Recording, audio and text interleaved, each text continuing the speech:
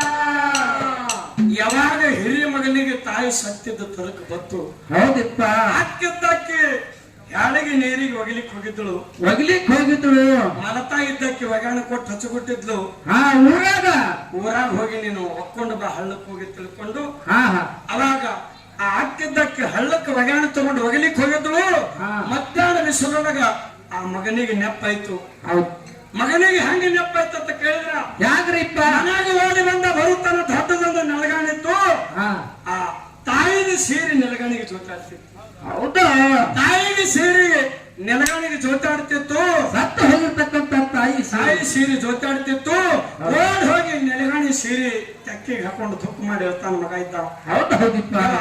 ಅದ್ರಾಗ ಭೀರಪ್ಪ ದೇವ್ರ ಜಾತ್ರೆ ಮಾಡ್ಯಾರ, ಎಲ್ಲರೂ ಹೋಳಿಗೆ ಮಾಡ್ಯಾರ, ಬಾನ ಮಾಡ್ಯಾರ, ಎಲ್ಲರೂ ದೇವರಿಗೆ ಬಾನ ಹಿಡ್ದು ಎಲ್ಲರೂ ಮನ್ಯಾಗ ಹೋಳಿಗೆ ಬಾನ ಊಟ ಮಾಡಕ್ ಹೋಳಿಗೆ ಬಾನ ಊಟ ಮಾಡ್ಕತ್ತಾರವಾ. ನೀನು ಇದ್ರ ನೀನು ನನಗೆ ಊಟ ಮಾಡಿಸ್ತೈತೆ ಮಗ ದುಃಖದಿಂದ ಅಳ್ಕೋತ ಸೀರೆ ತೆಕ್ಕೆ ಹಿಡ್ಕೊಂಡು ಬಿಸಿಲಿದೊಳಗ ಮಕ್ಕೊಂಡ್ ಬಿಟ್ಟ ನಿದ್ದೆ ಹತ್ತು. ಮುಂದ ತಾಯಿ ಮಗನಂತಕರಣದಿಂದ ಕನಸಿನೊಳಗ ಬಂದು ಹೇಳ್ತಾಳ, ಏನಪ್ಪ ನಾ ಕಣ್ಣ ಮುಚ್ಚಿನ ಮಣ್ಣೊಳಗ ಮಗನೊಳಗ ಕನಸಿನೊಳಗ ಬಂದು ಗೆಣಸಿನ ಹೋಳಿಗೆ ಮಾಡಿ ಮಗನಿಗೆ ಯಾವ ರೀತಿಯಾಗಿ ಊಟ ಮಾಡ್ರಿ ಅಂತ ಹೇಳ್ತಾಳ ಅಂತ ಹೇಳಲ್ಲ. ನನ್ನ ಪೈಕೋ ಒಂದೇ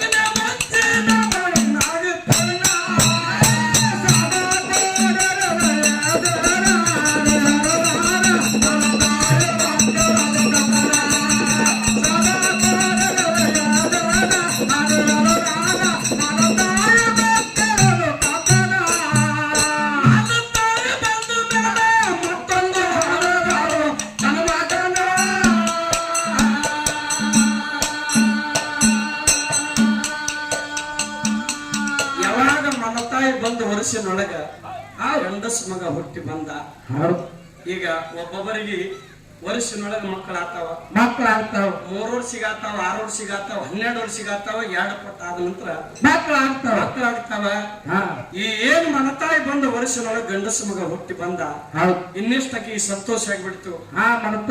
ಮನತಾಯಿ ಹೆಂಗ ಸಂತೋಷ ಅಂತ ಕೇಳಿದ್ರ, ನನ್ನ ಹೊಟ್ಟಿಲಿ ಹುಟ್ಟಿದ ಮಕ್ಕಳು ನನಗ ನೋಡ್ತಾರ, ಖರೆ ಅಕ್ಕಿನ ಹೊಟ್ಟಿಲಿ ಹುಟ್ಟಿದ ನನಗೆ ಹಂಗ ನೋಡ್ತಾರ ಅಂತೇಳಿ ಬ್ಯಾರೆ ಭವನ ಮೂಡಿ ಅವಾಗ ಆ ಮಕ್ಕಳಿಗೆ ಹೇಳ್ತಿದ್ಲು, ನೀವು ತಿರುಗಾಡಿ ಊಟ ಮಾಡಬೇಡ ತಿಳ್ಕೊಂಡು ತಂಗಳು ರೊಟ್ಟಿ ಭಂಗಿ ಪುಡಿ ಕೊಟ್ಟು ಅದಾಗ ಹಚ್ಚಿಬಿಟ್ಟಿ ಒಳಕೊಂಡೆ ಹಾಕೊಂಡು ಮಗನಿಗೆ ಕೊಬ್ಬರಿ ಬೆಲ್ಲ ತರಿಸ್ತಿದ್ಲು. ಭಟ್ಟಿದ್ದವ್ ಭಟ್ಟವಾಗಿ ನಾಳೆಗೆ ನೀನ್ ನನಗ ಸಾಕಿ ಸಲುವಪ್ಪ, ನೀ ದುಡಿ ದೊಡ್ಡವಂತೇಳಿ ಹಿಂಗ ಆ ವರ್ಷಿನ ಮಗನಿಗೆ ಹೇಳ್ತಿದ್ಲು. ಆ ಮಕ್ಕಳಿಗೆ ಬರ ಹಚ್ಬಿಟ್ಟು ಹೇಳ್ತಿದ್ಲು. ಯಾಕಂತ ಕೇಳಿದ್ರ, ನಾವು ನೀವು ಭೇದ ಮಾಡಬಹುದು, ನಾವು ಸುಮಪುತ್ರ ಭಗವಂತ ಎಂದು ಕುಂದ್ರದಿಲ್ಲ. ಯಾವ ರೀತಿಯಾಗಿ ಹೆಂಗ ಬದಲಾಗ್ತದ ಗೊತ್ತಾಗೋದಿಲ್ಲ.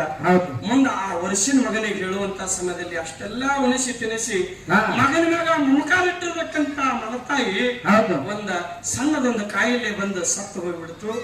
ಅದಕ್ಕ ಯಾವ ರೀತಿಯಾಗಿ ನಡೆಸ್ತಾಳ ಮಕ್ಕಳಿಗೆ ಮಕ್ಕಳಿಗೆ ಅಂತ ತಿಳಿದೈತಿ. ಮಲತಾಯಿ ಬಂದ ಮತ್ತೊಂದು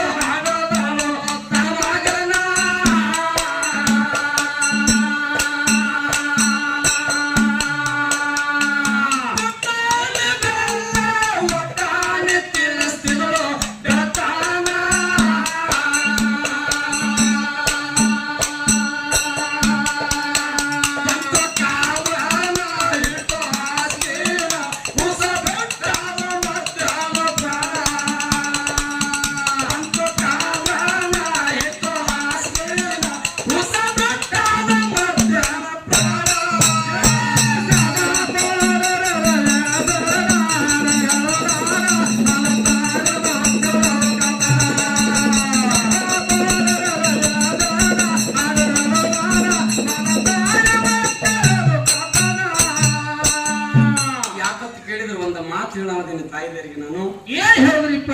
ಹೆಂಗ ಅಂತ ಕೇಳಿದ್ರ ಹೌದು. ಯಾರೋ ಮಕ್ಕಳ ಮನಿತನ ಬಂದು ಅಂತಂದ್ರ ಹಾ. ನಿಮ್ಮಲ್ಲಿ ಒಂದಿತ್ತಂದ್ರ ಅರ್ಧ ನೀಡ್ರಿ, ಅರ್ಧ ಇತ್ತಂದ್ರ ಇರ್ತಾನೆ ಹೇಳ್ರಿ. ಆ ಮಕ್ಕಳಿಗೆ ನೋಡ್ರಿ ತಿಳಿ ನನ್ನ ತಾಯಿದರಲ್ಲಿ ಒಂದು ವಿನಂತಿ ಮಾಡ್ಕೊಂಡು ಯಾಕಂತ ಕೇಳಿದ್ರ ಹೊಟ್ಟಿಲಿ ಹುಟ್ಟಿದ ಬಿಡ್ರಿ ಖರೆ. ಹೆಣ್ಣಿನ ಹುಟ್ಟಿದೀವ ನಮ್ಮ ಅಂತ ನಾವು ತಿಳ್ಕೊಂಡೇವ ಅಂತಂದ್ರ ಹಾ. ಭಗವಂತ ನಮಗೆ ಎಂದೂ ತೊಂದರೆ ಮಾಡುದಿಲ್ಲ, ಮಾಡುದಿಲ್ಲಪ್ಪ. ಎಂದೂ ಹಾ. ಕೈ ಬಿಡುದಿಲ್ಲ. ಹೌದು. ಯಾಕಂತ ಕೇಳಿದ್ರ ಹೌದು. ಆ ಮಕ್ಕಳಿಗೆ ಭೇದ ಮಾಡಿದಕ್ಕಾಗಿ ಹೊಟ್ಟಿಲಿ ಹುಟ್ಟಿದ ದೀಪನ್ನ ಆರ್ವಿ.